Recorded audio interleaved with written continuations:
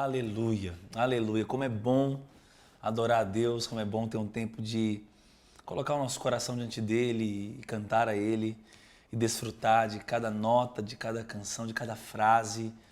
É tão bom cultuar o Senhor intensamente, é tão bom também expressar nossa generosidade, como você aprendeu mais uma vez, e ofertar e dizimar, investir no reino de Deus.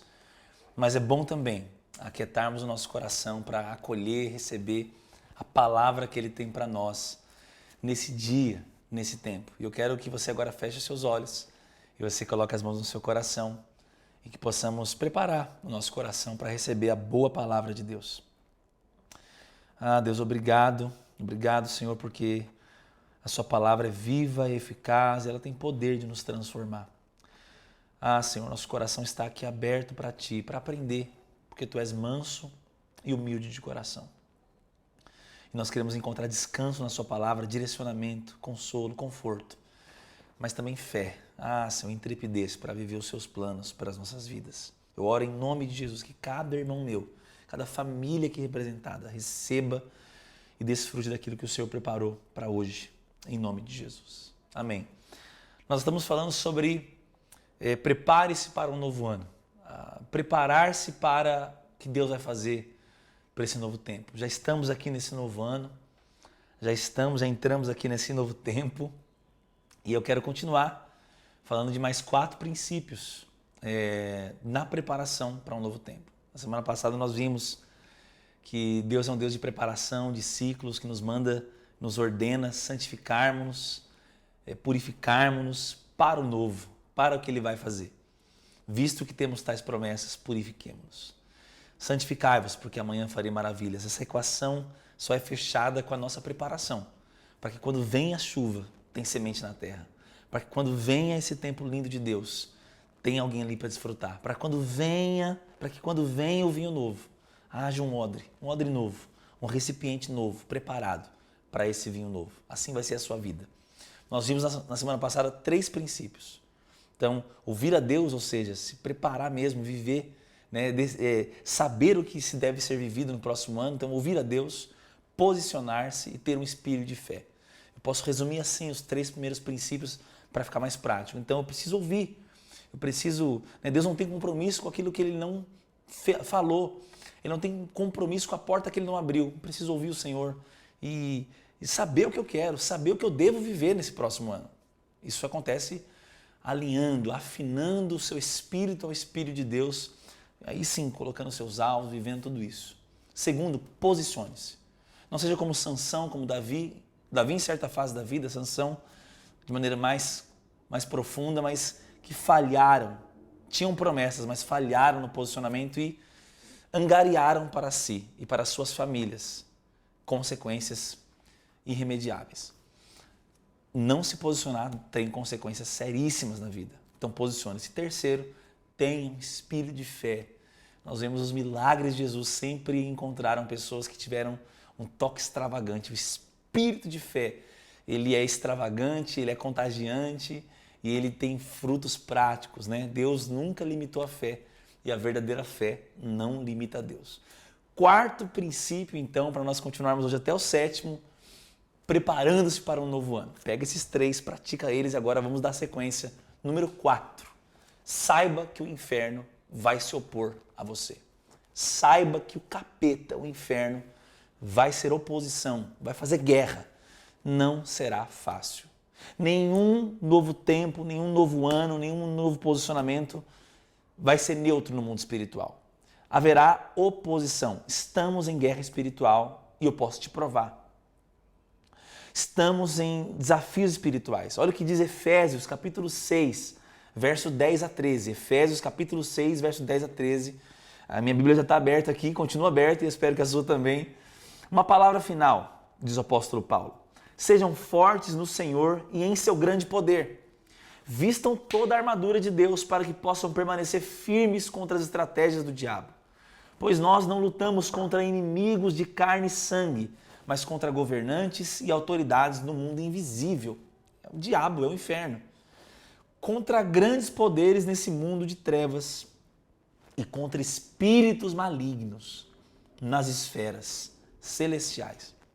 Portanto, vistam toda a armadura de Deus, não parte dela só, para que possam resistir ao inimigo no tempo do mal. Então, depois da batalha, vocês continuarão de pé e firmes. No projeto de viver o novo, no processo de um novo ano, na preparação, precisa estar na sua conta, precisa estar no seu radar. Primeiro, haverá resistência. E segundo, resistência de demônios, de potestades, governos, principados. Terceiro, você precisa estar preparado para isso. Revestir da armadura de Deus. E aí você vai resistir na prática. E ele vai fugir. E aí então você vai continuar em pé e firme na construção disso. Você vai ter uma visão de Deus, se posicionar, ter um espírito de fé, mas os gigantes vão continuar se levantando. Um vai cair, outro vai se levantar para cair, mas vai se levantar. Haverá resistência espiritual, mas não podemos temer. O Senhor está do nosso lado. Olha o que diz o Salmos 9, do verso 6 a 10. O inimigo está acabado, arruinado para sempre. Arraste suas cidades e elas cairão. Arrasaste suas cidades e elas caíram em esquecimento. Ou seja, já perdeu. Mas olha só, o Senhor, porém, reina para sempre. Do seu trono executa o julgamento. Julgará o mundo com justiça e governará as nações com imparcialidade. O Senhor é abrigo. Olha, nessa guerra você tem um abrigo. Nessa tempestade você tem um esconderijo. Ele é abrigo para os oprimidos. Ele é refúgio em tempo de aflição. Todo ataque do diabo é aflição. Mas ele é refúgio. Quem conhece o teu nome, confia em ti. Pois tu, Senhor, não abandonas aqueles quem te buscam. O diabo odeia você, odeia a sua família, odeia as promessas. Mas quando ele mostrar que ele odeia tudo isso, você fala assim, diabo, me avisa quando for problema meu. Porque se você me odeia, eu tenho um Deus que me ama. Se você quer gerar aflição, Deus é meu abrigo. Se você quer tacar pedras, Deus é meu escudo. Então o Senhor se importa com você. Então aquele que é maior que o diabo nos ama. Então há guerra, há resistência, mas há uma armadura. Há um Deus, por isso eu posso ser forte no Senhor e no grande poder de Deus, não meu. Ei, desde a hora que a palavra é lançada, o diabo já começa a trabalhar. O diabo não cansa e ele não descansa. Ele quer roubar a semente da palavra. Se a palavra germinar, ele quer não deixar que essa semente ganhe profundidade. Se ela ganhar profundidade, ele quer colocar espinhos nessa terra para ela crescer sufocada. O que o diabo não quer é que a palavra de Deus frutifique na sua vida. Ele acusa, ele confunde, ele mente, ele vai trazer culpa. Ele quer roubar, ele é ladrão, roubar a semente, roubar as promessas, roubar a santidade, roubar a consagração. Ele quer ver Sansão de cabelos cortados, de olhos furados. Ele quer ver Davi de mãos atadas diante do pecado, dominado. Ele quer ver Jesus morrer no deserto no meio de um jejum, ou se prostrar a ele. Ele quer ver os apóstolos serem apedrejados até a morte. Mas mesmo a esses, mesmo quando no final desse corredor de morte que o diabo quer colocar, Deus se manifesta, até a cada gota de sangue vai redundar para a glória de Deus.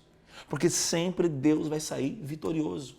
A Bíblia não mostra um Deus assustado, os seus profetas e seus apóstolos, seus discípulos assustados e perdidos quando enfrentam tempos de oposição, tempos de crise, tempos de medo, tempos de insegurança, tempos de escassez, tempos de incertezas. A palavra sempre prevalecerá. Os cristãos sempre irão adiante. Quem não irá adiante são os malfeitores, os usados pelo diabo, os demônios vão cair por terra. Quando nós vemos na Bíblia versículos como aquele que diz lá em Jeremias, eu que sei que pensamentos que têm a vosso respeito, pensamentos de paz e não de morte, para dar o futuro, o fim que vocês desejam. Sabe em que contexto foi aquilo? O povo estava sendo exilado, estava sendo arrancado da sua terra, estava debaixo de juízo, estava debaixo de problemas.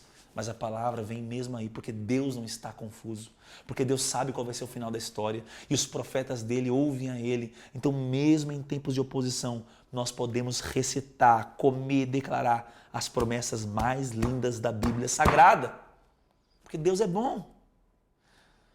Você sabe, nós precisamos aprender mais sobre a história da igreja e mais sobre a Bíblia, porque a Bíblia não nos isenta, não nos promete isenção, liberação de tempos difíceis, o diabo vai se levantar.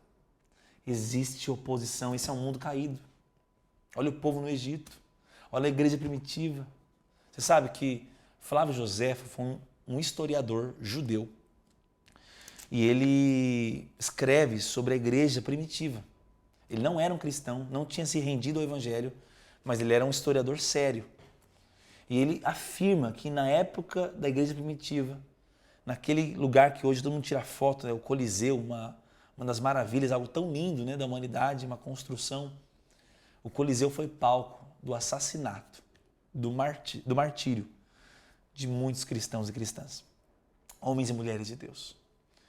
Mas ele afirma, mesmo não sendo cristão, que cada gota de sangue de cristãos que era derramada, ele usa essa metáfora, era como uma semente plantada que gerava frutos. Cada gota que caía no chão diante do martírio, milhares se convertiam, porque eram sementes que comprovavam a fé em Cristo Jesus. É tão poderosa que faz pessoas não temerem a própria vida. Tempos de oposição também geraram frutos, porque mesmo que o diabo se levanta, ele se levanta para cair. Se você olhar a história da igreja no Brasil, não foi fácil. Hoje é moda, hoje é hype, hoje é cool ser cristão, ir para a igreja, fazer um history numa igreja legal, um painel de LED, então melhor ainda, né? Mas não foi sempre assim. Nós estamos aqui hoje porque homens e mulheres foram humilhados nessa nação. Missionários, plantadores de igreja, pastores sérios, de todas as denominações. E o Brasil vive um avivamento, são milhões de convertidos. Mas se olhar 30, 40, 50, 60, 80, 100 anos atrás, nós vamos ver a história de homens que sofreram grande oposição. Nunca houve trégua nessa guerra espiritual entre o inferno e a igreja. Sempre foi difícil. O próprio Deus, o próprio Jesus, o rei, enfrentou oposição. Mas quem disse que isso é ruim em si mesmo? Porque o fim é proveitoso. Perceba algo. Quando o dilúvio começa, a arca está no chão, está a nível 0. Mas quando passam todos os dias, todas as noites daquele dilúvio, as águas começam a baixar. A arca está no cume de um monte. A tribulação às vezes nos encontra num lugar de visão limitada. Mas passar por isso, quando as águas baixam, nós estamos num novo lugar, porque às vezes as circunstâncias não mudaram, mas nós mudamos, nós fomos transformados. Porque problemas, eles geram encontros com Deus, conosco mesmo, com pessoas queridas, com um novo André. Os problemas geram encontros e os encontros geram transformação. E a transformação traz a imagem de Jesus para a terra. Eu preciso te afirmar, o final da história não depende de nada e não depende de ninguém, a não ser o soberano, o Senhor de todas as coisas, Jesus Cristo. Jesus Cristo. Olha a história de José, os irmãos queriam vendê-lo, queriam matá-lo, na verdade. Aí perceberam, o objetivo deles era matar José, o sonhador. Mas Deus tinha planos na vida de José. Mas eles perceberam que vender daria mais lucro. E aí eles venderam. E aquele José vendido, após ser vendido, só estava mais perto do seu propósito. Mesmo com o inferno se levantando, com pessoas se levantando, mesmo parecendo que você está indo no caminho contrário, se você permanece fiel, numa posição de fé, você está cada dia mais perto do seu propósito, mesmo com a oposição do inferno. Você precisa entender isso. Quando Judas traz Jesus, ele está mais perto do propósito. Ele está mais perto da cruz quando Judas o entrega. Triste ser Judas, triste negá-lo, triste traí-lo, mas até mesmo os erros nos aproximam, os erros dos outros nos aproximam do nosso propósito. E às vezes os nossos erros também nos aproximam de um lugar de quebrantamento, que vai nos aproximar de um lugar do propósito. Por quê? Porque nós estamos nas mãos de Deus. Porque Deus é soberano, Deus é Senhor. Só que a nossa função nesse lugar é discernir, é responder a partir de uma posição. Quinta coisa, e segunda de hoje, mas quinta coisa na contagem geral, você precisa discernir tempos. Além de entender que o inferno vai se opor, você precisa discernir os tempos. Se você não discernir os tempos já existem, Deus já estabeleceu. É sua função discerni-los. Olha o que o salmista diz no Salmo 90, versículo 12. Ensina-nos a contar os nossos dias para que alcancemos um coração sábio. Olha, eu só alcanço um coração, um espírito sábio se Deus me ensinar a fazer uma conta, a contar os meus dias, a entender o calendário, a entender o tempo, a fase, o período, discernir tempos. É não viver simplesmente deixando a vida te levar. É viver de uma vida intencional, uma vida de propósito, uma vida de projeto, uma vida de discernimento. Olha o que diz Eclesiastes, capítulo 8, verso 5. Quem guarda o mandamento não experimenta nenhum mal. E o coração do sábio conhece o tempo e o modo certo de agir. O que é alcançar o coração sábio? É porque eu discerni o tempo. Deus me ensinou a contar os dias. Eu vou entender o tempo de viver algo e a maneira de viver aquilo. A coisa certa no tempo errado se torna a coisa errada. O tempo certo na coisa errada se torna o tempo errado. É o tempo e a maneira. As duas coisas me fazem alcançar um coração sábio. Daí a importância de discernir tempos. Olha o que diz Gálatas, capítulo 6, verso 4 a 5. Cada um preste muita atenção em seu trabalho, pois então terá a satisfação de havê-lo feito bem e não precisará se comparar com outros, porque cada um de nós é responsável pela própria conduta. Esse texto em Gálatas, capítulo 6, nos mostra que se tem algo que você precisa prestar atenção, é o seu tempo de vida, é o seu trabalho. Qual é a sua missão? Qual a sua incumbência nesse ano? Nós já dizemos aqui, a gente não pode escolher tudo o que vai acontecer na nossa vida em 2022, mas a gente pode escolher como reagir a tudo aquilo que vai acontecer com muito trabalho, com muito foco. Preste atenção no seu trabalho, porque aí você vai ter a satisfação, a alegria, o prazer de havê-lo feito bem. E aí, você não precisará se comparar com outros. Sabe o que esse texto está dizendo? A comparação é fruto da negligência com sua missão. Só fica cuidando demais da vida dos outros que não está trabalhando no próprio propósito, que não está com as mãos na massa, na própria construção. Então, Deus é um Deus de tempos, de épocas, você precisa discernir. Eclesiastes 3:1, tudo tem o seu tempo determinado, é o que a Bíblia diz. E há tempo para todo propósito debaixo do céu. Ou seja, há tempo. 24 horas não é pouco por dia. Há tempo. Mas eu preciso discerni-lo e aproveitá-lo, baseado na vontade de Deus. É a mesma coisa, quem quer colher na época de plantar vai se frustrar. A frustração mora na ignorância quanto às temporadas, quanto às estações. As expectativas que nós geramos por não compreender os tempos gera em nós a maldição da frustração, da amargura, da paralisação espiritual. Você pode e deve discernir tempos de Deus e o modo de Deus. Olha o que diz a Bíblia em Provérbios 25:2. A glória de Deus é encobrir as coisas, mas a glória dos reis é descobri-las, é investigá-las. Então Deus gosta de encobrir, mas o rei gosta de discernir. O que nós somos hoje? Reis e sacerdotes. Porque ele é rei de reis, ele não é rei de escravos. Se ele é seu rei, você é rei.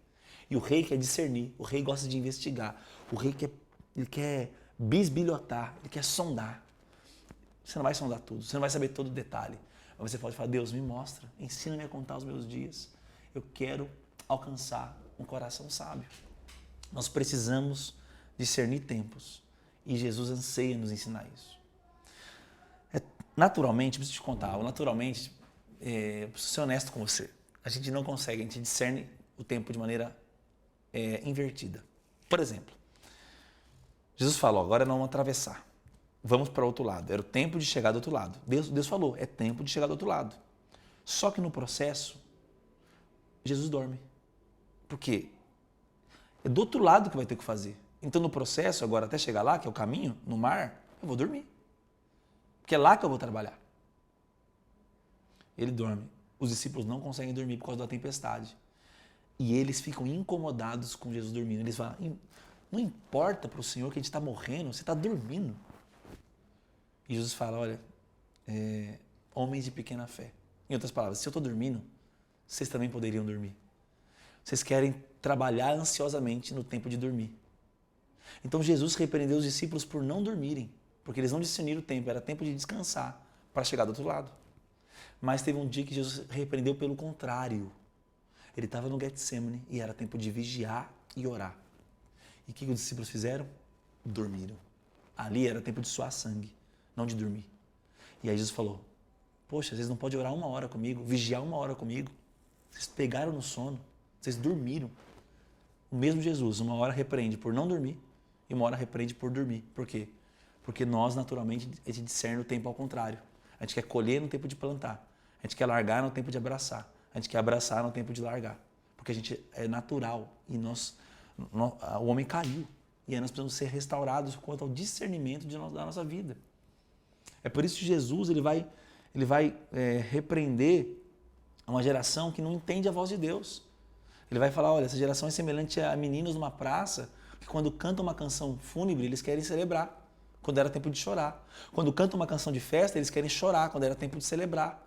Essa geração é comparada a isso. Ele fala isso porque, naturalmente, a gente faz o contrário do que deve ser feito. Aí ele explica, olha, João Batista jejuava, João Batista não ia nas festas e vocês falaram, olha, esse cara aí é louco, esse cara aí tá errado. Aí Jesus vem e come nas festas, bebe nas festas, claro que ele não se embriagava, ele nunca pecou. E aí eles falam, esse é um glutão e beberrão, amigo de pecadores. Então eles reclamam de tudo, por quê? Porque não discerne tempo, quem não discerne o tempo reclama de todo o tempo. Quem não discerne o tempo acha que o tempo que passou foi o melhor tempo, porque ele não vive o hoje com discernimento. Quando eu vou discernir, eu vou me alegrar, porque eu vou alcançar um coração sábio, que descobriu não só o tempo, mas o modo. Você precisa discernir tempos da sua vida. 6º lugar, 3º de hoje, o novo tempo, e penúltimo já. O novo tempo é para todos. O novo ano é para todos. O recomeço não é bênção só para quem está lá na sarjeta, para quem teve um ano passado horrível, 2021. O novo tempo é para quem teve um ano bom e um ano ruim. Porque o novo tempo é a reciclagem de um novo ciclo. É uma nova história. O recomeço é bênção para todos, porque Deus é Senhor do tempo. Não tem nada tão bom que não pode melhorar, entende? Então, o novo tempo é para você. Tem um novo tempo para você e para a sua vida. Lucas capítulo 5, verso 33 a 39 diz assim: Algumas pessoas disseram a Jesus, os discípulos de João Batista jejuam e oram com frequência, e os discípulos fariseus também, porque os seus vivem comendo e bebendo? Jesus respondeu, por acaso os convidados de um casamento jejuam enquanto festejam com o noivo? Um dia, porém, o noivo lhes será tirado, e então jejuarão. Jesus também lhes apresentou a seguinte ilustração. Ninguém rasgaria um pedaço de tecido de uma roupa nova para remendar uma roupa velha. Se o fizesse, estragaria a roupa nova e o remendo não se ajustaria à roupa velha. E ninguém colocaria vinho novo em velhos recipientes de couro, odres, né? Os recipientes velhos se arrebentariam, deixando vazar o vinho, estragando o recipiente. Vinho novo deve ser guardado em recipientes novos. E ninguém que bebe vinho velho escolhe beber o vinho novo, pois diz, o vinho velho é melhor. Está dizendo que tem gente que não quer viver o novo, que acha que o vinho velho é melhor. Mas que quando Deus quer derramar um vinho novo, a função de trazer um odre novo é nossa. O tempo novo é para todos. Você sabe, às vezes você experimentou muito de Deus no ano passado, como um fogo. Mas talvez agora é hora de experimentar como uma brisa. Talvez você experimentou como um vento, outros como chuva. Uns experimentaram aceleração, outros refrigério, paz, desaceleração. Sabe, às vezes nós experimentamos diferentes características e facetas do mesmo Deus em áreas diferentes. Às vezes seu casamento decolou, mas a vida profissional degringolou. Às vezes sua vida ministerial brilhou, frutificou, mas sua vida financeira passou por um vale. A questão é, você precisa de um novo tempo. Você precisa ter a renovação do ciclo, a restauração das coisas, sabe? E tudo começa a partir do coração.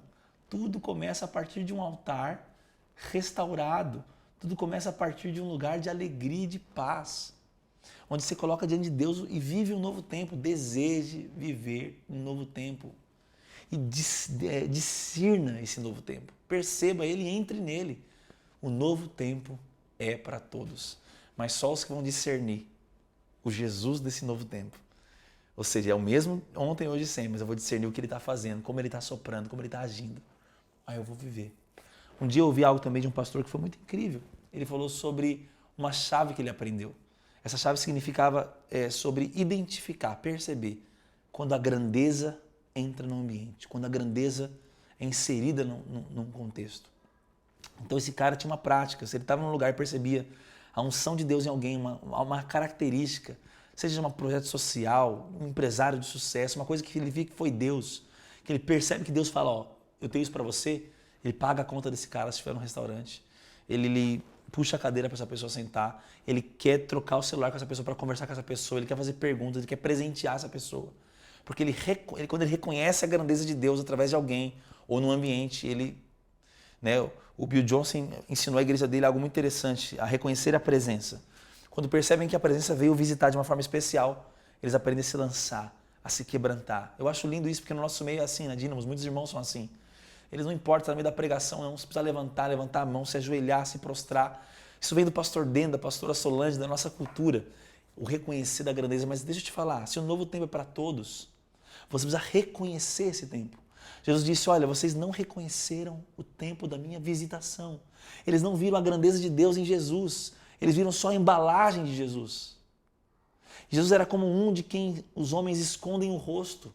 Não havia beleza e formosura. Então a embalagem não comunicava e eles não discerniram o tempo deles, o tempo da visitação. Ei, Jesus estava no Calvário, tinha 2 homens diante dele. Diante de Jesus, 2 homens na mesma situação, humanamente falando. Eram 3 homens crucificados, Jesus no meio, um à direita, outro à esquerda. E a Bíblia vai dizer que um desses homens selou a sua condenação. O outro carimbou o passaporte para o paraíso. Mesma situação. Eles estavam exatamente a mesma distância, em metros, do Cristo, do Jesus crucificado, que iria ressuscitar um deles. Através da zombaria, através da incredulidade, não percebeu a grandeza de quem estava ali no meio e selou a sua condenação. O outro, através da humildade. Olha, a gente merece estar aqui, mas você não, ele disse. Ele selou através da humildade e da fé. Ele pediu, olha, deixa eu entrar no paraíso, me dá uma chance. Né? Ele pediu para entrar no reino, no céu. E aí ele selou essa entrada pela graça de Deus.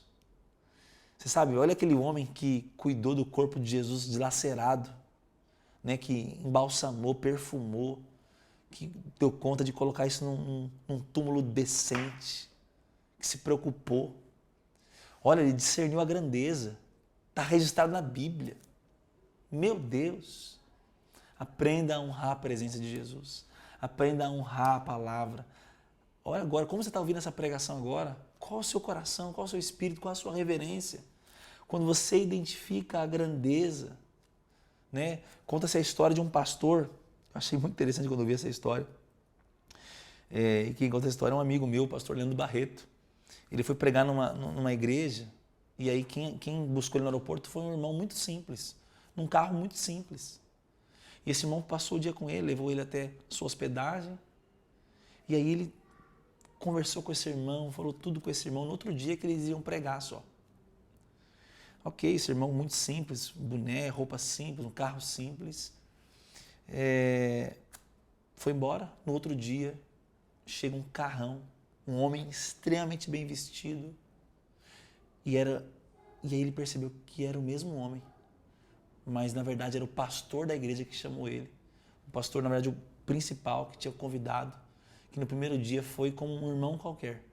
E disse o seguinte, olha, eu sempre faço isso.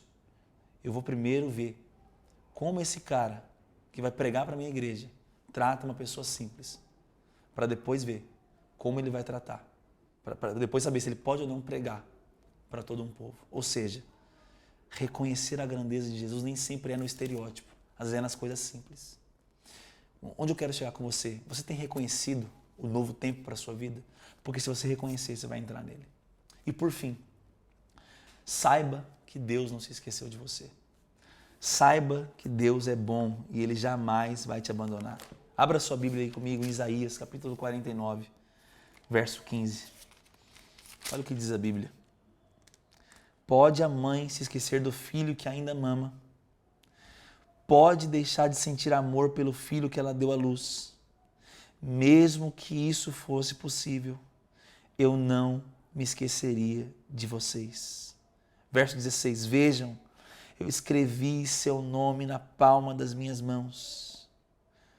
Que coisa linda, que coisa fascinante. O que eu quero chegar para você é o seguinte, começou mais um ano, começou mais um tempo da sua vida, mais uma etapa da sua vida. Preparar-se para um novo ano tem a ver com ouvir Deus, tem a ver com se posicionar, tem a ver com ter um espírito de fé, reconhecer e saber que virá oposição do inferno, discernir tempos, saber que o novo tempo é para você, então reconhece e entra nisso, mas também você tem que saber que Deus não se esqueceu de você, que nada de lindo, de promessa vai se cumprir sem o Deus das promessas. A obra de Deus não é mais importante que o Deus da obra. E Jesus disse, olha, vocês importam mais do que a roupa, vocês importam mais que a comida, mais que os pássaros. Vocês são importantes para Ele, Ele não se esquece de você. Eu vim aqui te dizer que a graça de Deus quer te encontrar em mais uma temporada. Que o amor de Deus quer te abraçar como um pai, como uma mãe, em mais um ciclo da sua vida.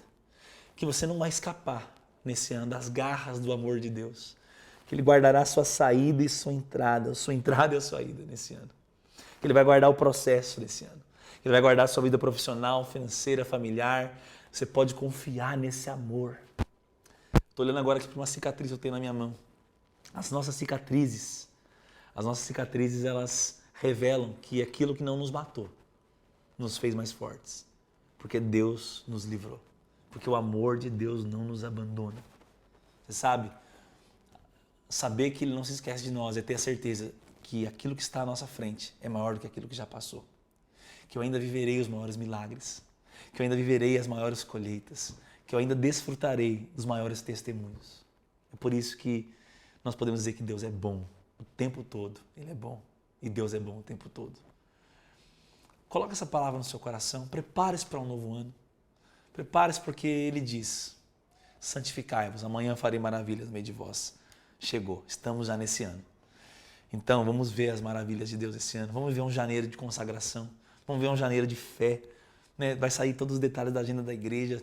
Né? Vamos congregar. Eu sei que janeiro é um mês, né, meio doido, viaja para lá para cá, mas reserva os domingos, congrega os domingos. Se estiver em outro estado, outra cidade, outro país, congregue em algum lugar. Mas se estiver por aqui, dá um jeito, diverte, mas vem para o culto.